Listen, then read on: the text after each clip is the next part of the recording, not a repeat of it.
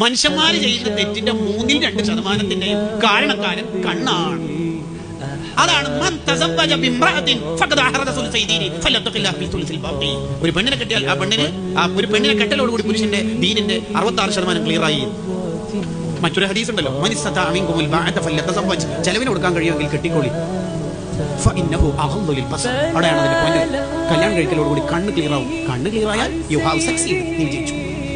ബാക്കി 30% തെറ്റ് ചെയ്യണതും ബാക്കി അവയവങ്ങൾ കൊണ്ടാണെങ്കിലും അതിന്റെ കണ്ണീനർ സ്വാഗതസംഘ കണ്ണീനർ കണ്ണനായിരിക്കും.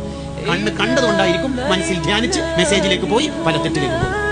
കണ്ണാണ് സൂക്ഷിക്കേണ്ടത്. അതാണ് നമ്മൾ പിടിച്ചു നോക്കേണ്ടത്.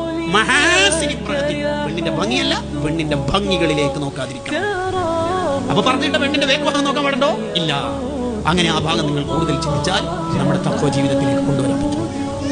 അങ്ങനെ ഹലാല് മാത്രമേ കഴിക്കുള്ളൂ എന്നും തെറ്റിൽ നിന്ന് മാറി നിൽക്കുമെന്നും തീരുമാനിച്ചാൽ പിന്നെ എന്താണെന്നറിയില്ല, ഇബാദത്തിന് വല്ലാത്ത ഉന്മേഷമായിരിക്കും, ഭയങ്കര ഉന്മേഷം.